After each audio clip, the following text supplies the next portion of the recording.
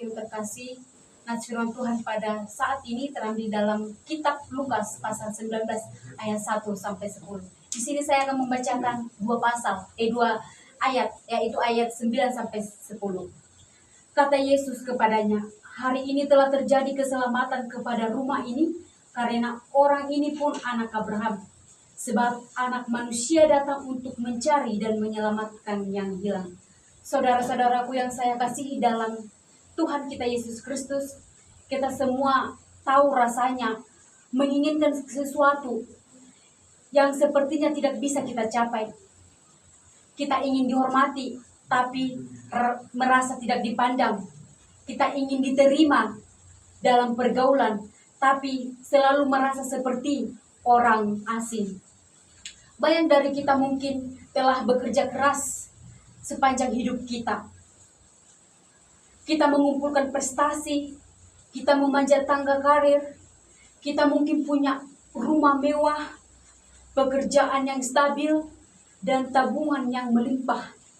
Kita telah melakukan semua yang seharusnya kita lakukan untuk menjadi sukses. Tapi kenapa ada perasaan kosong di dalam? Kenapa rasanya kita masih terus membuktikan diri? Kenapa setelah yang semua kita capai, kita masih merasa pendek atau merasa tidak puas dari segala pencapaian kita itu, dan tidak bisa melihat apa yang sebenarnya penting. Hari ini kita bertemu seorang pria yang secara finansial mencapai puncak, namanya Zakheus. Dia bukan hanya pemungut cukai, tapi dia kepala pemungut cukai. Dia kaya raya, tapi dia juga orang yang paling dibenci di kota Yeriko. Setiap orang memandangnya sebagai pengkhianat dan pendosa. Dan pada hari itu, Yesus, Rabi yang terkenal itu, datang ke kota Yeriko. Zakheus ingin melihatnya, tapi masalahnya dia pendek dan banyak orang menghalanginya. Dan disinilah terjadi konflik. Pria yang punya segalanya, punya kekuasaan dan punya uang yang berlipat-lipat, tetapi ada satu pengaruhnya. Dia tidak bisa mendapatkan hal yang paling sederhana, yaitu melihat Yesus. Jadi dia melakukan sesuatu yang membuat banyak orang merasa malu. Dia berlari mendahului banyak orang. Dia memanjat pohon ara hanya untuk melihat Yesus. Yang menjadi pertanyaannya sekarang, kok bisa seorang pria yang terhormat, kaya raya, rela memanjat pohon seperti anak kecil hanya untuk melihat seseorang? Berarti ada sesuatu yang sangat tidak seimbang di sini. Ada kekosongan yang tidak bisa diisi oleh uangnya itu, oleh kekayaannya itu. Mari kita lihat lebih dalam, Bapak Ibu Saudara-saudaraku. Masalah Zakheus ini jauh lebih rumit daripada postur tubuhnya yang pendek. Mengapa dia begitu putus asa? Dia kaya, ya. Tapi bagaimana dia mendapatkan kekayaannya itu? Dengan memeras bangsanya sendiri. Dengan bekerja untuk menjajah Romawi. Setiap koin yang ada di kantongnya itu adalah pengingat bahwa dia telah menukar komunitas demi komisi. Mengapa dia dibenci? Karena dia adalah simbol dari kesalahan. Dia adalah pengkhianat yang menjadi kaya di atas penderitaan orang lain. Inilah ketidakcocokannya itu, Bapak Ibu Saudara-saudara. Zakheus memiliki simbol duniawi kesuksesan, tetapi jiwanya bangkrut. Dia tidak dipandang satu orang pun. Dia punya rumah besar, tapi tidak ada satupun di kota Yeriko yang mau satu meja makan dengan dia. Dia punya kuasa untuk mengambil uang orang, tapi dia tidak punya kuasa untuk mendapatkan satu orang pun teman sejati dia. Dia adalah orang yang paling berkuasa sekalipun paling kesepian di kota Yeriko. Bukankah kita juga dari hidup kita? Mungkin kita bukan pemungut cukai, tapi kita juga sering terjebak dalam hidup kita ini. Kita bekerja keras mencari ilmu, uang untuk keluarga atau untuk masa depan kita. Tapi pekerjaan atau usaha kita itu justru menjauhkan kita dari keluarga atau dari teman-teman kita yang ada di sekitar kita. Hanya untuk menyembunyikan rasa tidak mampu, dosa. Seperti kita membangun citra diri di dalam gereja, tapi di dalam hati kita merasa lebih palsu dan kesepian atau tidak dipedulikan teman kita. Tapi yang mau kita lihat di khotbah kita ini, kita diajak jujur kepada Tuhan. Beranikan diri mengakui kekosongan, tidak putus asa itu. Dan berhentilah berpura-pura sukses jika jiwa kita merasa bangkrut. Kurangi pencitraan di media sosial atau di gereja. Saat orang bertanya, apa kabarmu? Beranikan menjawab dengan jujur jika konteksnya aman. Alih-alih kita sering merasa berkata baik-baik saja, padahal sedang bergumul. Kita tahu apa yang benar. Kita tahu kita harus jujur. Kita tahu kita harus mengasihi. Tapi mengapa kita harus memilih jalan pintas seperti gosip atau mementingkan diri kita sendiri? Kita dapat melihat hidup kita dan menemukan dalam konteks ini. Seperti Zakheus, ada ketidakcocokan besar antara citra yang ingin kita tampilkan dan kenyataan hati kita. Kita tahu kita berdosa, tapi kita kesepian. Kita tahu kita ditolak, tapi kita tidak mau tahu cara memperbaikinya itu.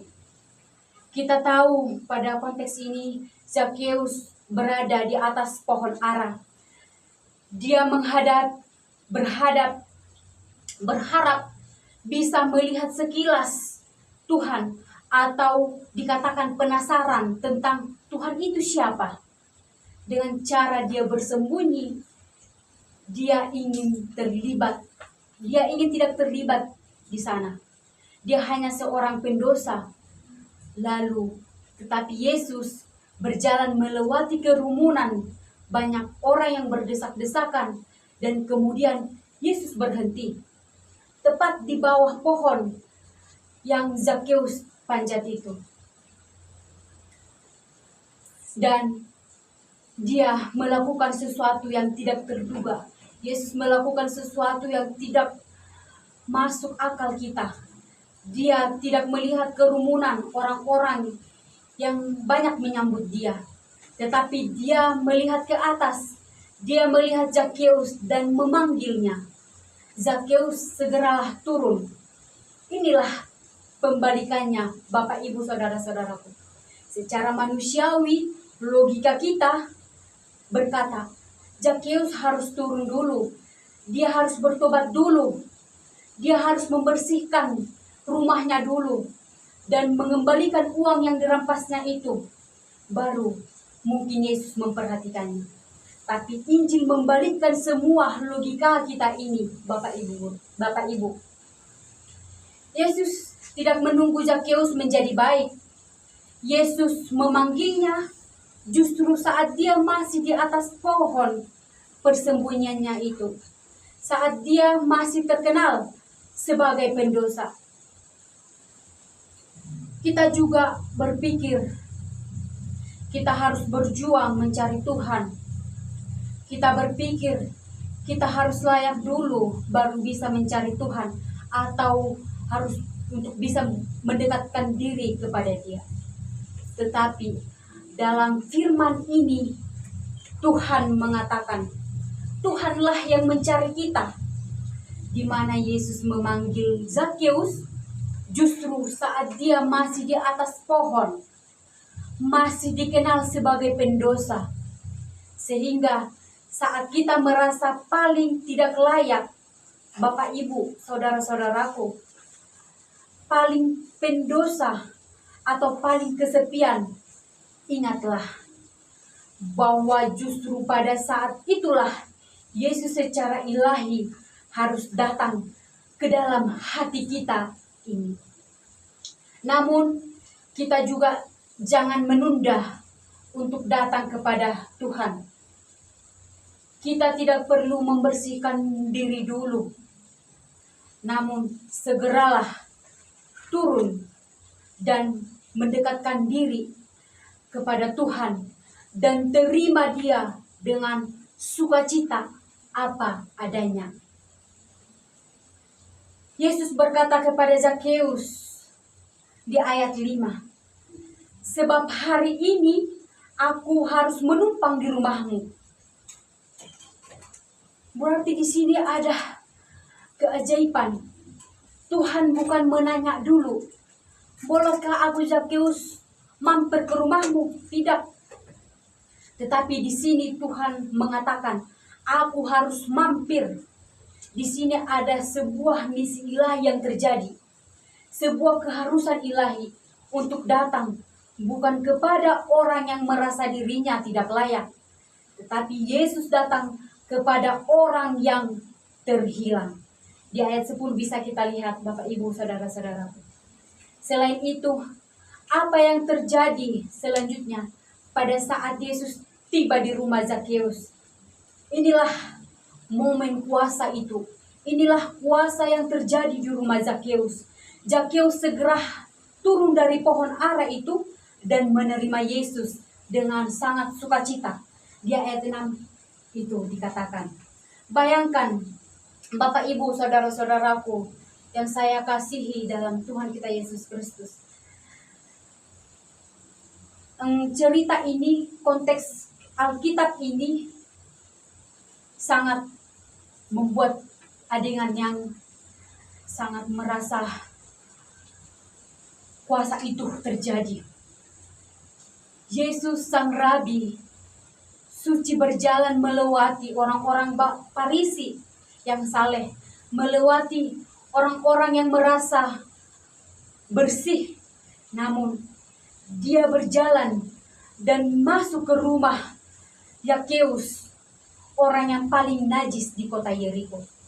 Sehingga pada saat Yesus masuk ke rumah Zakheus itu, bangsa Yeriko, orang-orang Yeriko bersungut-sungut.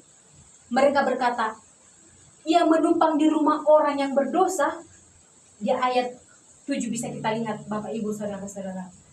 Tapi di dalam rumah itu sesuatu terjadi. Di meja makan itu, di hadapan penerimaan orang banyak yang radikal dan tanpa syarat itu, hati Zakheus yang keras waktu itu mulai retak. Dia tidak disuruh, dia tidak dipaksa, dia sedang bernegosiasi. Namun tiba-tiba Zakheus berdiri dan berkata, "Tuhan, setengah dari milikku akan kuberikan kepada orang miskin. Dan sekiranya ada sesuatu yang kuperas dari seseorang, akan kukembalikan 4 kali lipat." Di ayat 8 itu dijelaskan. Disinilah terjadi kuasa Injil itu, Bapak Ibu saudara-saudaraku. Bukan Zakheus yang bertobat lalu Yesus menerimanya, tapi Yesus menerima Zakheus lalu Zakheus bertobat. Anugerah mendahului perubahan. Penerimaan Yesus, kuasa pembebasan Zakheus dari cengkraman, keserakahan, dan isolasi. Dia tidak lagi perlu merasa merampas kekayaan orang, karena dia sudah ditemukan oleh Raja semesta alam. Apa konsekuensinya setelah kuasa Injil ini terjadi? Pertama, identitas baru Zakheus bukan lagi si pendosa atau si perampas, tetapi dia adalah anak Abraham. Dia dipulihkan dalam komunitas. Kedua, pembebasan diri, cintanya akan uang, dia sekarang menjadi sangat bersuka cita, tidak lagi mau kembali ke hal-hal yang pernah dia lakukan. Kita dibebaskan untuk hidup dengan jujur, untuk mencari dengan murah hati, untuk mengasihi tanpa syarat, karena kita yang tadinya terhilang kini telah dicari dan ditemukan. Sekian firman Tuhan pada